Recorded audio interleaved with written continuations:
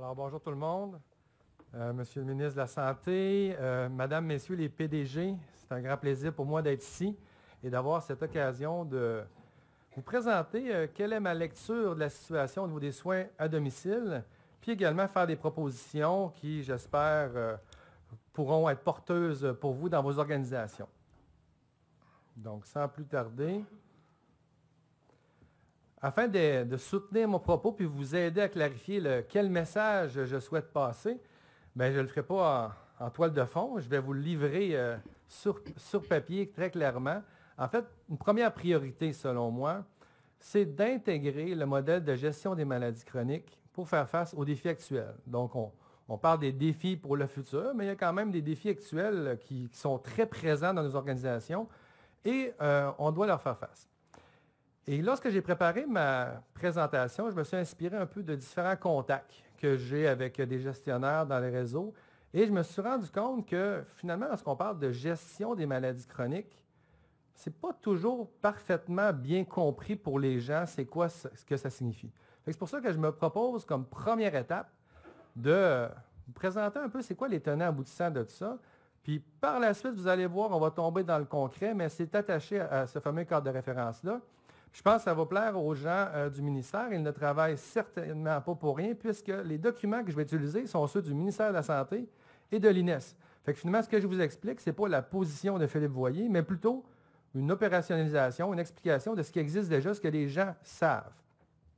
Donc, la fameuse pyramide, bien, M. Couturier a fait déjà beaucoup de pouces là-dessus pour moi, qui vous a expliqué finalement les bases de cette pyramide-là. En fait, ce qu'on veut, lorsqu'on parle en général d'un modèle de prévention et de gestion des maladies chroniques, bien, la partie prévention, c'est parce qu'on veut que la pyramide soit le plus petite possible. Plus on fait de l'exercice physique, on s'alimente bien, etc., bien, qu'est-ce qu'il va y avoir? Moins de maladies chroniques. Fait que la pyramide va être plus petite. Mais là, ce ne sera pas mon propos. Mon propos va être sur la partie « la maladie est arrivée ». On est rendu avec la gestion des maladies chroniques. Donc, on voit finalement qu'il y a des gens qui vont être plus à faible risque au départ au niveau de leur maladie. Mais là, il faut intervenir, il faut les accompagner, il faut leur enseigner les aspects d'autogestion. Pourquoi? Parce que finalement, on se rend compte qu'on peut contrôler l'évolution de ces maladies chroniques-là. On peut faire que les gens vont monter moins rapidement dans le haut de la pyramide. Fait que finalement, plus on intervient rapidement, puis on intervient à un stade où le risque est plus léger, on va avoir moins de gens au risque modéré, sévère, et évidemment en haut de la pyramide, qui vous comprendrez qui est la pyramide où c'est le plus intense au niveau des soins, et également qui est le plus dispendieux. Donc, un aspect qui est au cœur d'un modèle de gestion des maladies chroniques, c'est de dire qu'il faut qu'il y ait une alliance thérapeutique. Parce que c'est prévisible. On sait que la maladie chronique, la définition, c'est évolutif et irréversible. Donc, dès ce moment-là, on est capable de planifier, on est capable d'anticiper un peu que les besoins de ces clientèles-là vont augmenter. Donc, il faut avoir ça comme toile de fond. Fait que l'alliance thérapeutique, c'est de dire, bien écoutez, il faut qu'on crée un lien avec cette clientèle-là et il faut qu'on les outille pour qu'ils restent dans le bas de la pyramide le plus longtemps possible. Et là, un modèle de gestion des maladies chroniques, bien, ça a des dimensions. Et ces dimensions-là, en fin de compte, encore un très bon document produit par l'INES, nous présente les différentes dimensions d'un modèle de gestion des maladies chroniques. Alors, je n'irai pas dans le détail de chacune de ces dimensions-là, mais sachez que c'est facilement accessible. Mais je vais vous pointer certaines choses qui, évidemment, arbitrairement, je considère comme les plus importantes selon ma position et mon regard. Donc, un aspect important, c'est le suivi. Alors, le suivi, ça veut dire quoi? Dans un contexte où on a un agir selon le modèle de gestion des maladies chroniques. Et c'est là que parfois, les gens disent, ben nous, on a des infirmiers, infirmières, on a des travailleurs sociaux, puis ils leur donnent des soins, fait qu'ils ont un modèle de gestion des maladies chroniques. Ils vont donner des soins à domicile, donc ils gèrent les maladies chroniques. Ben, pas tout à fait. Il faut regarder les gestes, il faut regarder qu'est-ce qui est fait dans cette interaction-là. Et lorsqu'on regarde finalement la littérature scientifique, ici vous avez un tableau qui résume les grandes dimensions. Bien, premier élément qu'on dit, écoutez, créer une alliance thérapeutique. Puis ça veut dire quoi, créer une alliance thérapeutique? Puis on a eu un peu ce matin des propos à ce sujet-là. C'est qu'il faut établir des objectifs de soins en partenariat avec la personne qui est malade. Donc ça, c'est un des premiers objectifs. Je ne m'en vais pas là pour donner un traitement, je m'en vais là d'abord auprès de cette personne-là pour établir des objectifs sur qu'est-ce qui est important pour cette personne-là. Donc, l'alliance devient au cœur du rapport qu'on entretient avec la personne. Par la suite, on va faire de l'enseignement. Il faut leur enseigner c'est quoi la maladie. Dans une approche de patient partenaire, dans une approche de décision partagée, il faut qu'on explique c'est quoi la maladie, quelles sont les conséquences qu'on peut anticiper, comment on va favoriser la prévention des exacerbations. Et c'est ça qui va nous permettre de garder les personnes dans le bas de la pyramide. Plus ils ont de l'information, plus ils savent comment réagir face à différents symptômes qui puissent apparaître, bien là, à ce moment-là, ils vont pouvoir rester de ce niveau-là parce qu'ils vont aller chercher l'aide au moment opportun.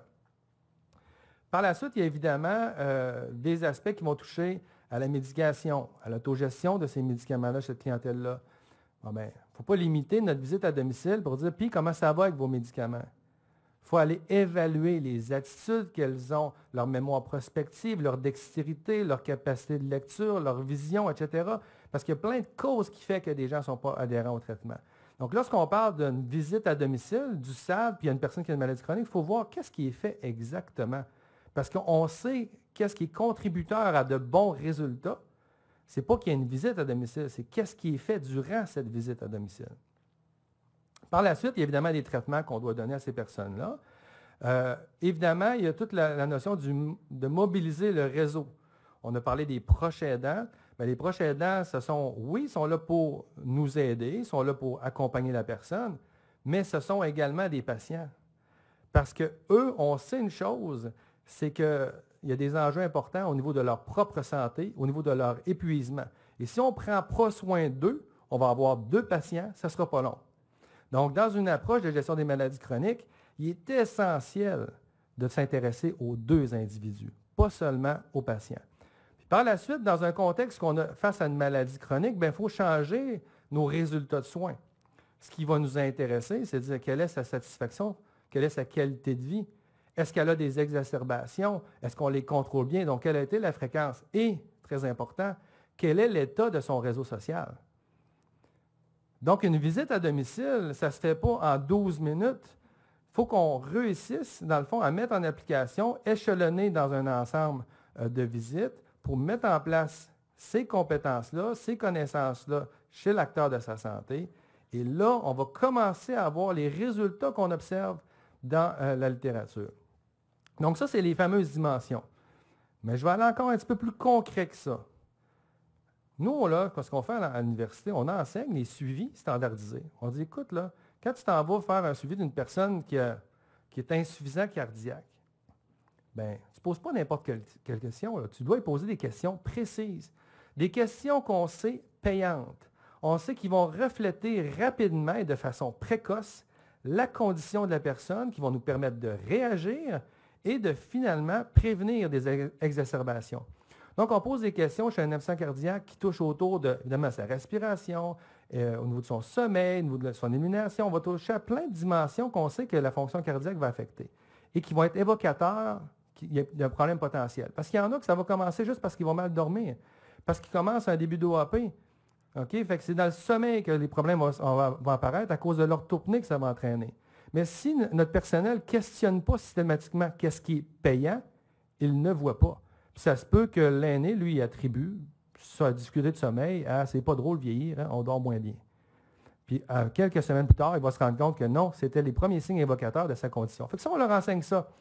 On leur enseigne également à faire un examen clinique. L'examen clinique, maintenant, c'est enseigné là, à tous nos infirmières bachelières. On leur enseigne comment faire une inspection adéquate, comment la jugulaire, ça nous parle. Regardez là la jugulaire, mesurer sa pression veineuse jugulaire-là. Ça ne demande pas d'aspect technique, puis ça va nous donner des informations sur sa surcharge. Ils savent ça, nos finissants. Ils auscultent le cœur maintenant. Et ça, c'est important que nos PDG sachent ça, où ce qui est rendu la profession pour faire une utilisation optimale. Là, ben, des fois, les gens pourraient se dire « Ouais, mais moi, là, j'aime pas mal mieux être suivi par un médecin quand même. » Là. Écoutez, on a de la littérature scientifique maintenant qui démontre que lorsqu'on parle, par exemple, d'un examen clinique cardiaque, on a des études qui ont fait des comparaisons avec la détection des crépitants, avec la détection d'un B3, avec la mesure de la pression veineuse jugulaire. Quand on enseigne bien à ces infirmières-là, bien, les résultats des recherches nous montrent que c'est comparable, ce suivi-là. Donc là, je ne suis pas en train de vous dire qu'une infirmière ou une infirmière est comparable à un cardiologue sur l'ensemble de son champ de pratique, mais sur le suivi, sur l'évaluation, on est capable d'arriver à ce résultat-là. Ça, pourquoi on s'est intéressé à l'aspect de poser des bonnes questions, faire une bonne évaluation, et ça découle de tous les travaux de l'Organisation mondiale de la santé, c'est qu'on s'est rendu compte que finalement, les gens, là, avant d'être hospitalisés, ils commencent à avoir des symptômes. Il y en a qui commencent à être essoufflés. Il y en a qui ont une sensation de fatigue. Il y en a qui vont avoir de la toux. Mais évidemment, si on n'a pas enseigné à la personne que ça, c'était ses signes évocateurs d'une détérioration de sa condition, elle ne le sait pas. Okay? Et si les gens n'évaluent pas ces symptômes-là, ils ne s'en rendent pas compte. Finalement, ce qu'on sait, c'est qu'avant l'hospitalisation, jusqu'à 10 jours avant, il y a plein de signes évocateurs qui nous permettent de les détecter. Et si on les détecte, on est capable de le traiter à domicile, de faire les ajustements nécessaires avec les médicaments qui sont déjà prescrits au besoin ou encore avec des ordonnances collectives, puis évidemment, ultimement, en collaboration avec le médecin selon l'état de la gravité de la situation. Mais ça, est-ce que ça marche vraiment? Mais oui, ça marche. On a des études là-dessus. Quand on s'en va aussi à domicile, on voit qu'il y a une diminution jusqu'à 50 % des hospitalisations. Donc, ta clientèle qui est suivie à domicile, si tu mets ça en place, cette valeur ajoutée de ce suivi-là, bien, tu viens de couper de 50 % tes hospitalisations.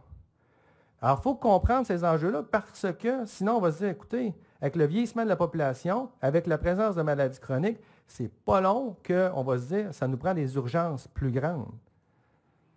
Parce que là, le volume va nécessairement augmenter. Comment jouer sur ce volume-là? Bien, il faut jouer sur ces paramètres-là. Ça se passe à domicile. La solution pour l'engorgement, ce qui se passe dans les CHUM, les CHU, etc., ça se passe à domicile. Donc, on a des études qui nous montrent que même lorsqu'il est hospitalisé, en raison de ses capacités de soins, bien, sa durée de son hospitalisation va être plus courte.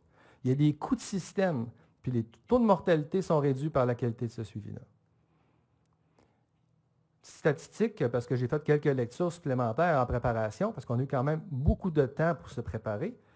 Alors, les aînés qui ne bénéficient pas de ce suivi sont 7 fois plus hospitalisés. 7 fois plus hospitalisés, ce n'est pas rien comme statistique. Donc, il est essentiel réellement de comprendre ces enjeux-là puis d'investir où est-ce que ça fait du bien. Donc, évidemment, j'avais ma lecture. Et je voulais arriver ici quand même avec un certain appui. Je me suis dit, comment dire, ben là, ça, Philippe Voyer a vu ça, mais dans mon CIS ou dans mon CIUS, pas de même, nous, on fait déjà ça. Alors, ce que j'ai décidé de faire, c'est que j'ai eu le privilège de piloter un projet du ministère pour la maladie d'Alzheimer à domicile. Ce qui m'a mis en contact avec 2 gestionnaires de proximité de ce qui se passe au SAD et 2 conseillères en soins qui sont au SAD, qui donnent la formation, puis donc ont une lecture très fine de ce qui se passe dans chacun des 6 CIUS au Québec. Alors, j'ai contacté ces gens-là et j'ai fait un petit sondage anonyme. Alors, il y a eu 82 répondants et j'ai 19 CIUS sur les 22 qui ont répondu. Donc, c'est quand même intéressant pour avoir une petite lecture de qu'est-ce qui se passe. Alors, j'ai posé des questions. J'ai dit, dans votre SAD, là, est-ce que les infirmières ou infirmiers réalisent un suivi systématique des usagers atteints d'une insuffisance cardiaque? Alors, vous voyez, j'étais à plus de 60 % que c'est non. S'il y avait, parce que je ne pouvais pas, là, c'est un sondage, entendu tout ce que je viens de décrire sur qu'est-ce que constitue un suivi, la statistique serait pire que ça. Mais déjà, on a 60 % qui disent non, nous, notre soutien à domicile, on ne fait pas ça, nous. Nous, on ferme des dossiers, on ouvre des dossiers, on ferme des dossiers. On n'a pas cette perspective de suivi-là. Peut-être pour vous encourager quand même, puis encore là, ça c'est la formation. Il y a beaucoup de gens là, qui ont été bousculés un peu par la formation de 25 heures sur l'examen clinique. Je vais vous dire que c'est une bonne nouvelle, ça, cette formation-là, qui est dédiée et qui doit être faite dans tout le réseau de la santé et qui vise la profession infirmière. Parce qu'en fait, dans cette formation-là, quand je vous ai parlé de la mesure de la pression veineuse jugulaire, quand je vous parle de l'auscultation pulmonaire, quand je vous parle de l'auscultation cardiaque, tous les modules de formation sont là. Et dans chacun de vos 6 CIUS, CHUM, CHU, etc., vous avez des coachs cliniques qui sont en mesure de faire le déploiement. Fait qu'une part de solution provient également du fait que la compétence est déjà disponible dans vos organisations. Donc, vous n'avez pas à vous poser la question, oui, mais là, c'est où qu'on prend l'information? Vous l'avez déjà. C'est l'exécution qui reste. Alors, est-ce que c'est un choix ou bien là, on n'a pas le temps, Philippe, là, nous, là, on a tellement de soins à domicile, on a une pénurie d'infirmières, on n'a pas d'infirmières auxiliaires. Tu sais, on n'y arrivera pas, c'est bien beau ça, mais on pédale tellement déjà. OK? Vous pédalez à quoi? Alors, je me suis amusé parce que moi, je considère que c'est un choix. Moi, ma lecture, c'est qu'il y a des infirmiers bacheliers, infirmières bachelières qui se rendent à domicile pour prendre une pression artérielle. Là, moi, ça, c'est ma lecture. Je dis, je vais poser la question. J'ai posé la question à toute cette clientèle-là. Et là, je leur ai demandé, est-ce qu'il arrive dans vos milieux qu'une infirmière bachelière se rende au domicile d'un usager pour principalement prendre la pression artérielle? OK? C'est 72 %. Ça, c'est gênant, ça. Ça ne fonctionne pas, là. Tu formes quelqu'un au baccalauréat avec des compétences élargies, puis principalement, ce qu'on va faire, c'est prendre une pression. Donc, on voit qu'il y a de la marge de manœuvre. C'est qu'il faut se poser la question, qu'est-ce qui est fait au domicile? Puis qu'il faut que la bonne personne fasse le bon geste. Mais c'est sûr que si des PDG ou autres se disent, une infirmière, ça donne des piqûres, ça prend un 5 vitaux, qu'elle aille au domicile prendre une pression, c'est beau. Donc, c'est important que tout le monde ait une lecture à jour de qu'est-ce qui est attendu et qu'est-ce qui est attendu autant pour chacun des professionnels que du cadre de référence ou encore des documents de l'UNES. Alors, moi, je posais des questions. J'ai dit, est-ce que ça vous arrive qu'une infirmière bachelière se rende au domicile pour administrer une B12? Alors, 78 % vont se rendre au domicile pour donner une B12. Je n'ai rien contre la B12, mais ce n'est pas une infirmière ou un infirmier bachelier de faire ça. C'est nos collaborateurs, nos partenaires, comme les infirmières, infirmiers auxiliaires, qui peuvent nous aider dans l'atteinte de ces objectifs. Le seul moyen pour lequel la profession infirmière va être capable d'aider le système de santé et à mettre en place ces pratiques-là, c'est qu'il faut faire de la place aux infirmières et infirmiers auxiliaires, entre autres. Il faut améliorer cet aspect-là. Est-ce que ça vous arrive que l'infirmière se rende à domicile pour la réfection d'un pansement pour une plaie, là, pas complexe, non complexe? Alors, vous êtes rendu à 95 %. Alors, oui, les gens pédalent, mais dans le fond, ils ne font pas ce qui est quelque chose à valeur ajoutée. Okay? Donc, il y a tout un aspect d'organisation, d'optimisation qui est important à cet égard-là. Est-ce que je suis le seul à penser ça? Non, on n'est même pas les seuls au Québec quand même. Au Canada, il y a eu un rapport qui a été fait sur cette question-là. Et les conclusions du rapport, c'est qu'il faut vraiment optimiser l'organisation des services aux soins à domicile pour faire une utilisation optimale des compétences des différents professionnels et au premier chef, la profession infirmière. Et pourquoi au premier chef, la profession infirmière? Parce qu'il y en a 73 000 infirmiers et infirmières. Ceux qui sont rattachés au réseau des travailleurs sociaux, il y en a 4 500. Des pharmaciens qui sont attachés au gouvernement pour donner des services, c'est 1 200. Fait qu'on ne peut pas dire que tout le monde doit aller là, tout le monde doit être présent. Il faut s'assurer que les personnes, les acteurs clés sont là au bon moment. Donc, des fois, les gens ont dit, là, on veut faire de l'interdisciplinarité, ça prend tout le monde, mais il y en a 5 qui perdent leur temps dans la situation. Parce qu'il n'était pas nécessaire, ce n'était pas requis par rapport à la situation. Donc, il faut vraiment voir, puis ça aussi, il y a une pyramide de collaboration qui passe de la consultation, de la concertation, de l'interdisciplinarité, etc. Alors, j'ai posé la question, et d'après vous, est-ce que le service de soutien à domicile sollicite bien les compétences infirmières? Il y a 42 % des gens qui ont dit non. Donc, ça montre quand même que, finalement, quand je leur ai demandé de donner une B12, vous prendre une pression, c'est même intégré, c'est certaines infirmières ou infirmiers qu'eux autres, parce que moi, je m'attendais à 100 % là, avec ce qui était dit avant, là. Mais là, je me retrouve à 42 %, fait qu'il y a aussi, créons des attentes claires par rapport à la profession infirmière, parce que ce que je vous ai dit là, qui est attendu par rapport à l'examen clinique ou autre, en fin de compte, c'est la loi qui a changé en 2003. Fait qu'on en a une gang qui était formée avant 2003, mais il faut les sensibiliser à ce qui est attendu aujourd'hui. Je leur ai demandé aussi une question qualitative. Donnez-moi des exemples de qu'est-ce qu'on demande aux infirmières cliniciennes. Alors, on nous a dit des prises de sang, glycémie de contrôle. Il y a des infirmiers qui se rendent à domicile avec un bac pour mettre des bas de compression. Okay? des sondes urinaires, des soins de colonostomie, puis aussi pour s'assurer que la personne a pris ses médicaments. Donc, ça, c'est des exemples concrets qui viennent du personnel de vos organisations. Alors, j'ai posé aussi la question, est-ce qu'on retrouve des infirmières auxiliaires ou des infirmiers auxiliaires dans votre SAD? La bonne nouvelle, c'est que 92% oui, mais ça va nous en prendre en nombre plus grand. Et le 7%, lui, l'utilisation des compétences de son personnel infirmier, j'aimerais bien voir la statistique, parce qu'il doit y avoir beaucoup d'activités qui sont faites, qui pourraient être faites par une infirmière auxiliaire, entre autres. Donc, qu'en est-il de la collaboration interprofessionnelle dans mon propos? Parce que je me disais, ben là, je parle des infirmières. Ben pour moi, c'est parce que puisqu'il y en a 73 000, comme sont au premier chef là, il faut qu'ils remplissent leur mission, puis qu'on consulte les autres professionnels pour les impliquer au moment où ils vont avoir la valeur ajoutée dans la situation.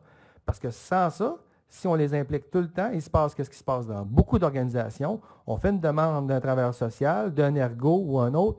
Il n'est pas disponible, il nous en manque parce qu'ils sont en train de faire de l'évaluation. Parce que pour toutes les situations, on demande à ces gens-là de venir évaluer, alors qu'on devrait les solliciter au bon moment. Alors, par quoi qu'on pourrait remplacer ces activités-là qui sont faites par des infirmières bachelières? Bien encore là, c'est de travailler sur des choses qu'on sait à valeur ajoutée. On sait que les effets indésirables des médicaments, c'est un phénomène important, c'est un phénomène connu, c'est un phénomène prévisible. On connaît les proportions, on sait que ça peut être prévenu, et on sait qu'une des causes, c'est la non-adhésion au traitement. Alors, la non-adhésion au traitement, bien, on sait que les proches et la personne qui est atteinte vivent des difficultés avec l'adhésion au traitement. Si bien qu'on a des résultats qui nous montrent que ça varie de 40 à 50 % que les gens n'adhèrent pas à leur traitement. Alors, c'est comme si on dit, j'ai donné le traitement au bon moment, le dosage adéquat pour sa clairance de la créatinine, pour son poids, etc.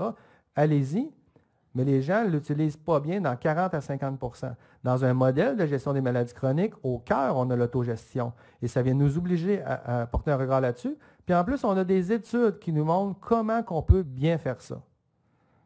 C'est facile de modifier ce résultat-là, tout simplement en s'investissant dans les causes de la non-adhésion au traitement qui reposent sur une évaluation de facteurs individuels puis des proches. Et là, par la suite, on va avoir des meilleurs résultats. Donc, il faut l'aborder, ce point-là également. J'ai encore une bonne nouvelle pour vous. Dans le programme de formation pour la maladie d'Alzheimer au niveau des soutiens à domicile, qui est déployé encore là dans toutes les CIS et les CIUS au Québec, vous avez tous 2 formateurs pour votre CIS et votre CIUS, puis il y en a plein qui se sont déjà multipliés. Dans cette formation-là, on retrouve la façon de faire l'évaluation de l'adhésion au traitement et d'accompagner les gens. Donc, c'est déjà intégré. Donc, si vous dites où c'est que je trouve ça, vous l'avez chez vous déjà. Vous avez déjà l'expertise dans vos murs. Il reste à l'exécuter. Donc, qu'en est-il de la collaboration interprofessionnelle? C'est parce que des fois, j'entends les gens, « Ouais, mais là, au SAD, ça nous prend des pharmaciens. Ça va régler. » Non, attention, là. Parce que là, avec le volume qu'on a pour tous les consommateurs, ça nous prend des pharmaciens, oui, mais pour les cas de régime médicamenteux complexes, il va falloir qu'ils soient investis dans les situations qui sont encore là à valeur ajoutée. Parce que j'ai déjà entendu, ça va prendre des pharmaciens pour gérer l'adhésion. On va avoir des problèmes. Il va manquer de monde. OK? Donc, eux, ils ont une expertise de pointe très importante au niveau des pharmaciens, mais il faut les solliciter, pas faire de l'adhésion au traitement. Toujours d'autres dimensions en lien avec le modèle de gestion des maladies chroniques. Donc, je prends des situations qu'on retrouve, qui sont recommandées dans le document de l'INES, et on nous dit que l'accessibilité téléphonique puis l'accessibilité à l'information, c'est quelque chose d'important. Bien, en fait, on a eu des expériences au Québec. Ici, au CIS Chaudière-Appalaches, ils avaient mis un suivi à distance basé sur l'information et la communication seulement. Mais pour dire comment c'est important, ils ont été en mesure de diminuer de 44 % les hospitalisations. Donc, communiquer, reconnaître, dire comment ajuster et ont obtenu ces résultats-là.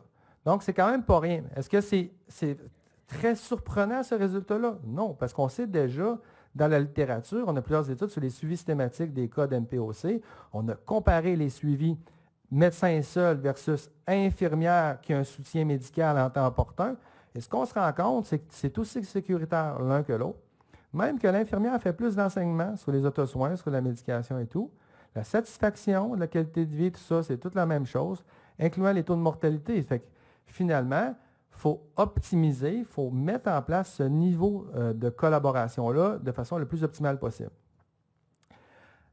Actuellement, ce qu'on voit un peu dans nos organisations, c'est qu'on travaille en épisode de soins. Mais épisode de soins est incompatible avec la notion d'alliance thérapeutique. L'alliance thérapeutique, c'est parce que nous, on sait que les résultats que je viens de vous décrire là se maintiennent uniquement s'il y a un suivi continu. Je répète, se maintiennent uniquement s'il y a un suivi continu. Donc, vous allez comprendre que quand moi, je vais recommander, entre autres, de ne pas fermer des dossiers, c'est parce que la littérature nous le montre. C'est une maladie dégénérative, évolutive. On le sait que les besoins vont aller en grandissant, puis ils vont aller en se complexifiant. Faisons pas, je ferme le dossier, hop, il vient de se détériorer, je rouvre. Je referme le dossier, j'ouvre. OK? Parce qu'actuellement, on a certaines incompatibilités, où d'un côté, il y a une certaine prise de statistiques qui favorise un rendement à ce niveau-là, mais on a des documents de l'INES et le cadre de référence du ministère qui dit, écoutez, c'est important de créer l'alliance thérapeutique. Dans mes petites lectures préparatoires, je suis tombé sur celle-là. J'ai dit, je l'ai trouvée intéressante, il faut que je la partage. Donc, aux États-Unis, ils ne fonctionnent pas comme nous. Mais ce qui est intéressant, c'est que là, ils ont dit, écoutez, là, les réadmissions des MPOC en dedans de 30 jours à l'hôpital, là, ça, on n'en veut plus. Ça fait longtemps qu'on le dit, mais là, ce qu'on va faire, c'est qu'on va mettre une pénalité financière pour tous les cas d'MPOC qui sont réadmis dans les 30 jours. Alors, quelle a été la solution des gestionnaires? Ils ont dit, hey, là, on va mettre des médecins, on va mettre des pneumologues là-dessus ou des choses comme ça. Non, ils ont dit simplement, écoutez, on va faire de l'enseignement, on va faire une visite à domicile, on va faire un suivi téléphonique. Des éléments de base de la communication. OK? Bien, avec ça, ils ont diminué de 46 % les réadmissions. Donc, il faut bien saisir toute la capacité que les gens ont à se prendre en main si on leur en donne la chance. Priorité. Une prochaine, intégrer le modèle de gestion des maladies chroniques pour faire face aux défis futurs. Donc, celle-là, vous n'avez pas besoin de notes supplémentaires à prendre. On est encore avec la même solution pour un autre problème. Parce qu'on va faire face à un certain défi qui est la maladie d'Alzheimer. Malheureusement, comme vous savez, on n'a pas de traitement actuellement et il n'y en a pas dans un horizon à moyen terme pour le moment, malheureusement. On espérera que ça changera. Mais la Société canadienne de la maladie d'Alzheimer nous a parlé d'un raz-de-marée qui nous attendait.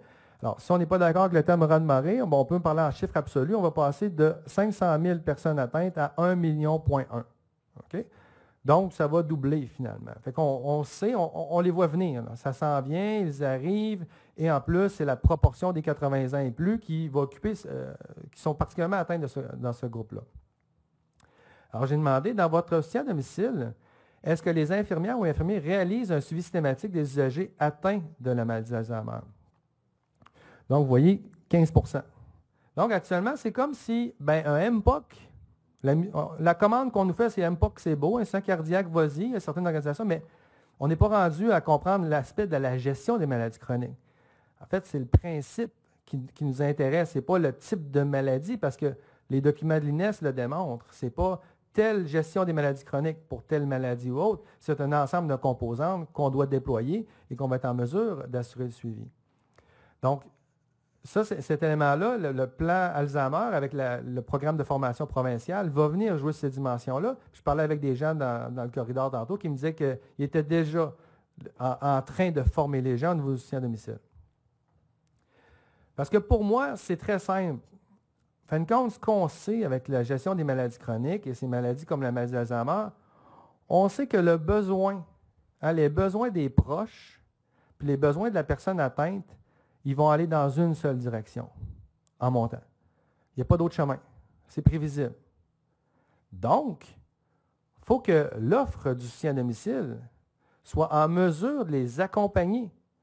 Parce que si on arrête de les accompagner à un moment donné, qu'est-ce qui se passe? Ils vont aller chercher d'autres services qui s'avère probablement pas le meilleur choix pour la personne parce qu'une majorité préférerait rester à domicile avec les soins qu'on pourrait leur offrir.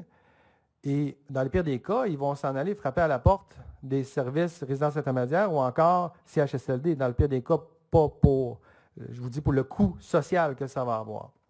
Donc, cette vision très simple-là est reprise dans la vision du modèle des maladies chroniques. Donc, on sait ça. Alors, pourquoi on maintiendrait, dans le fond, une vision de fermer des dossiers? C'est incompatible, ces éléments-là. Ça nous amène uniquement à l'échec que de fermer des dossiers. Il faut maintenir un lien. Ça peut être un lien qui sera très tenu, un appel téléphonique aux 12 mois, ça peut être juste ça. Comment ça va d'un côté? Vous avez de nouvelles questions, je peux parler à votre conjoint.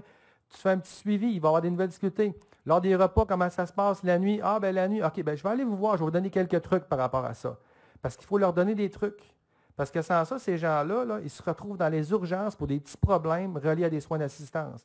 Je le sais, on a des demandes des urgentologues d'intervenir par rapport à des situations de troubles de comportement très simples au niveau des urgences. Donc, nous, on tourne au domicile, puis on solutionne la situation. Donc, les compétences nécessaires à ça, ce que je vous parlais avec l'alliance thérapeutique, vous les avez déjà dans vos milieux parce qu'elles faisaient partie de la formation provinciale à cet égard-là. Autre priorité. Intégrer le modèle de gestion des maladies chroniques pour tenir compte des besoins des proches. Donc, finalement, un autre problème, mais la même solution. Ça va bien dans ce temps-là. Donc, je vais encore là aller chercher les documents du ministère pour dire, écoutez, les gens, là, je ne vous apprends rien, vous le savez déjà. On le dit dans une vision, dans le cadre de référence de la gestion des maladies chroniques, il faut accompagner la personne et ses proches. Alors, il faut ouvrir un dossier des proches à chaque fois qu'on est en suivi de maladie chronique. Mais il y a très peu d'organisations. Vous pourrez vérifier dans vos organisations. Actuellement, ce n'est pas des pratiques qui sont faites, même qu'il y a des embûches à faire ça au niveau des systèmes d'archives. Mais nous, on recommande ça, mais là, il y a de la technique, il y a de la gestion qui n'appuie pas le soin. Alors que, moi, je me dis, des gestionnaires, leur objectif, c'est de servir le soin. Alors ça, c'est des choses qui sont à aller chercher. Donc, je vais vous laisser digérer cette première caricature. Je ne sais pas si vous êtes en mesure de lire. Parce qu'on ne se rend pas toujours compte de ce qu'on exige au proche aidant.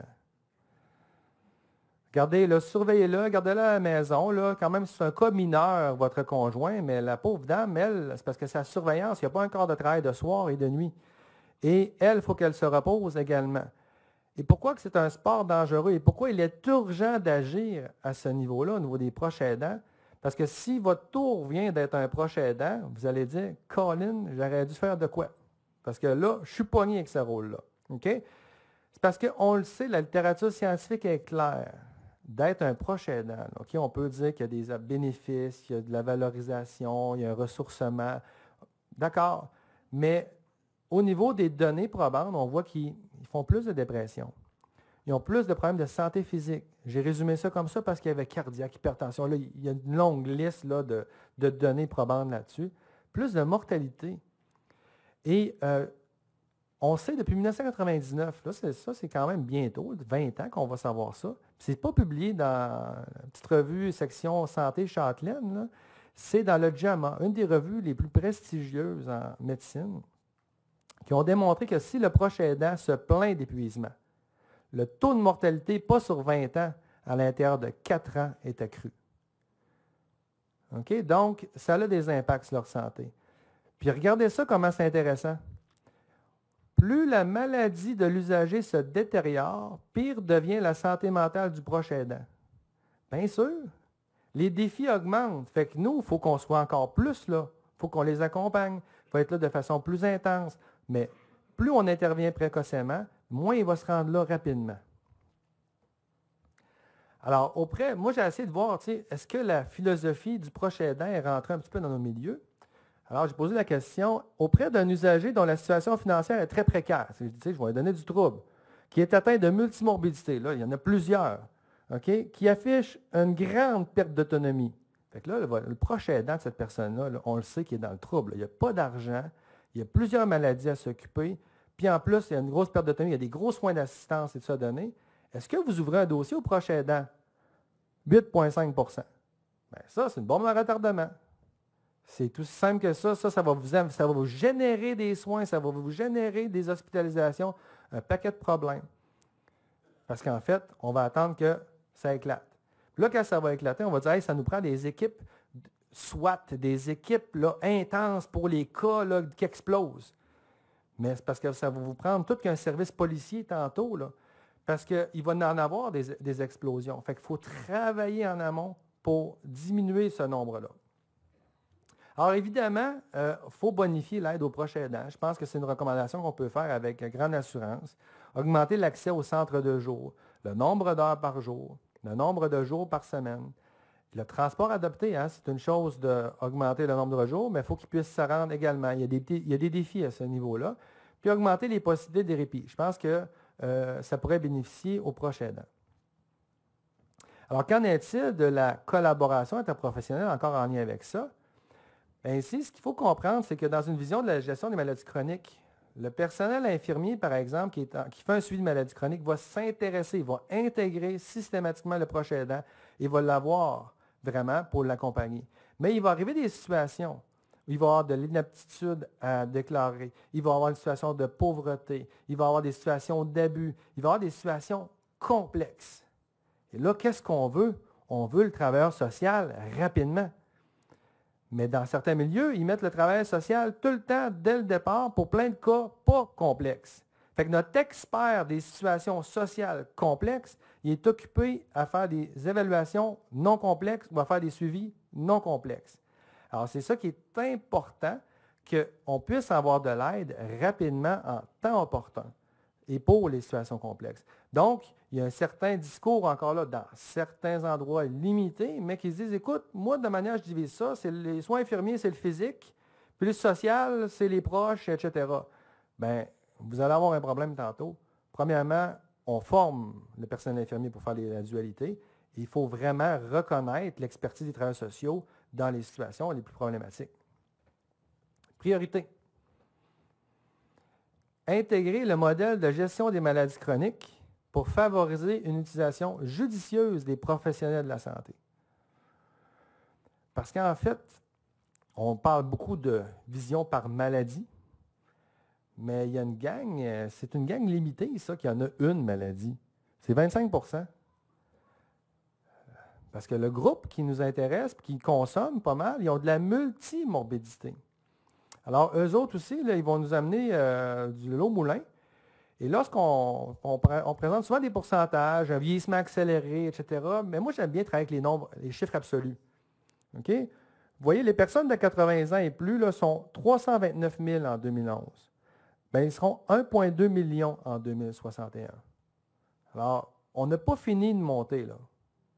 On n'a pas fini de devoir s'ajuster. La constance, ça va être de s'ajuster. Ça n'existe pas un projet. C'est toujours de l'amélioration continue. On est tout le temps en train d'évaluer nos paramètres parce qu'on n'a pas fini. Et pour les centenaires, ben, en fin de compte, ils vont passer de 1200 centenaires en 2011 à quand même 33 600 en 2061. Alors, en chiffre absolu, on voit bien le défi qui nous attend.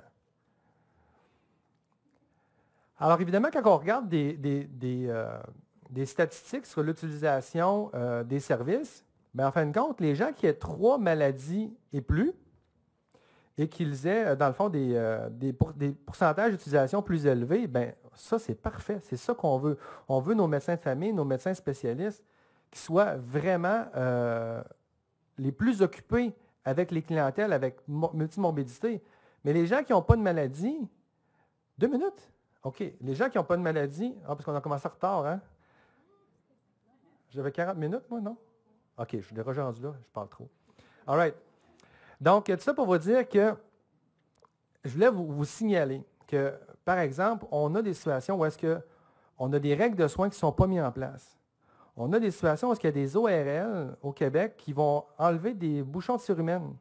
Je peux vous en relater de là 2 semaines. Alors qu'il y a des règles de soins, il y a des milieux qui se sont mobilisés et qu'ils ont, par exemple, à 60% finalement, cette règle de soins-là. Mais c'est qu'il faut mettre des mécanismes comme des ordonnances collectives, finalement, pour faciliter l'utilisation des ressources. Ça, au niveau des ordonnances collectives, on a des situations un peu désolantes où est-ce qu'on a des belles ordonnances collectives utilisant un GMF qui sont fonctionnelles, mais lorsqu'on arrive à domicile, elles ne sont plus utilisées. Mais il y a des milieux au Québec quand même qui bougent. Vous voyez qu'il y a des ordonnances collectives pour conjonctivite qui existent. Mais dans la minorité, il y en a qui en ont pour les antibiotiques, pour les otites aussi qui existent à certains endroits au Québec. Mais la majorité, on n'a pas bougé. Alors, ce que je vous dirais, c'est qu'il y a comme un mur à percer, là, je ne sais pas par quel moyen, au niveau des ordonnances collectives, parce que ça, c'est un moyen recommandé dans le document du ministère pour nous permettre de faire des pas à ce niveau-là. Alors, pour éviter l'effet domino, ce qui est très important, ça va être encore le modèle de la gestion des maladies chroniques. Ce qu'on doit faire, c'est qu'on doit faciliter l'accès aux soins à domicile. Donc, pas être orienté juste sur la maladie, mais sur des concepts de fragilité ou encore de fonctionnalité qui étaient dits par M. Couturier. Parce qu'il y a encore certains milieux au Québec qui vont exiger une prescription médicale pour avoir du soin à domicile. Alors là, on vient coincer toute notre façon de fonctionner, évidemment. Ce n'est pas orienté sur les besoins des patients. Et qu'est-ce que ça fait quand on ne donne pas l'accès? On a des gens qui vont être hospitalisés, qui vont perdre de leur autonomie. Puis là, qu'est-ce qui va se passer? On va avoir des chirurgies qui vont être annulées parce qu'on a des gens qui sont dans l'attente d'hébergement. Mais pourquoi ils sont en attente d'hébergement? Bien, c'est parce qu'en fin de compte, tout est lié, là. Et là, avec le vieillissement de la population, qu'est-ce qui va se passer? C'est qu'il va falloir du camping tantôt pour attendre parce qu'il n'y aura même plus de place dans les hôpitaux non plus, si vous comprenez bien. Donc, c'est important de travailler sur la base de notre pyramide. Parce que moi, quand j'entends ça, ben voyons, il n'y a pas de lit en CHSLD. Qu'est-ce qu'ils font en CHSLD? Il n'y a pas de lit. Ben oui, mais ce que tu es en train de me dire, c'est qu'il faut qu'ils meurent. Parce que les places se libèrent de cette façon-là. Alors, l'Alliance thérapeutique, ici, c'est un message quand même important pour moi dans ma vision. Là, je sais qu'il me reste quelques secondes. Si on ne met pas le modèle de gestion des maladies chroniques, bien, vous voyez la pyramide, comment est-ce qu'elle est? Bien, si on ne développe pas les capacités de soins, etc., bien, le haut de la pyramide, là, finalement, on n'aura plus notre effet pyramide. C'est que toute la gang finit par monter. Et là, bien, finalement, on va toujours travailler en urgence avec le haut de la pyramide, alors qu'il fallait travailler avec quelque chose de beaucoup moins coûteux, plus efficient au niveau de la base. Alors, pour laisser la parole à mes prochains, je voulais quand même vous dire un autre aspect. Malgré tout ce qu'on va faire à l'équipe interdisciplinaire, j'ai inclus le médecin dans l'équipe interdisciplinaire, mais pour les fins de mon propos, il va arriver des situations où est-ce qu'il va y avoir des exacerbations, des détériorations, et là, finalement, ça nous prend vraiment des mesures diagnostiques et des traitements médicaux. Fait qu'à ce moment-là, ça nous prend l'aide médicale. Alors, j'ai posé la question, est-ce que dans une situation d'urgence, là, puis vous devez vous décider, là, je transfère ça à l'urgence ou pas, est-ce que vous êtes capable de parler au médecin? Bien, il y a 25% des gens qui disent oui. Fait que ceux qui ne sont pas capables, qu'est-ce qui va se passer? Ils vont aller vers les urgences. Pour ça, je leur ai dit, je vais aller tester jusqu'au constant. Je leur ai dit, bien, dans un délai de 24 heures, peut-être que j'étais trop exigeant là, dans l'urgence, dans un délai de 24 heures, êtes-vous capable de parler à un médecin avant de le transférer? C'est 27% qui sont capables. Fait que qu'est-ce qui se passe avec les autres? Ils sont transférés à l'urgence. Après ça, j'ai dit, bien, 72 heures d'abord. Bien, il en restait quand même 31% qui disent, moi, je ne suis pas capable de parler au médecin. Donc, évidemment, ces gens-là, encore là, vont aller à l'urgence. Et je vais reprendre un peu les conclusions de M. Couturier quand on dit, puis là, quand il arrive à l'hôpital, des fois, on produit de la perte d'autonomie, on produit des résidents de centre d'hébergement. Fait que finalement, on se tire dans le pied tant aussi longtemps qu'on ne fera pas un investissement important dans la clientèle à domicile, mais qu'on ne donnera pas aussi un accès médical. Alors, au niveau des solutions proposées à cet égard-là, bien, je pense qu'il devrait y avoir un service médical 24/7 pour le soutien à domicile. Il faudrait vraiment travailler avec un tandem IPS avec les médecins. Et finalement, les gens vont dire, oui, mais ça ne se peut pas, ça, que des médecins donnent des soins à domicile aigus, qui se présentent, puis qui soient là. Bien, il paraît que oui, ça se peut, parce que ça va être le propos de nos prochains conférenciers. Ça va?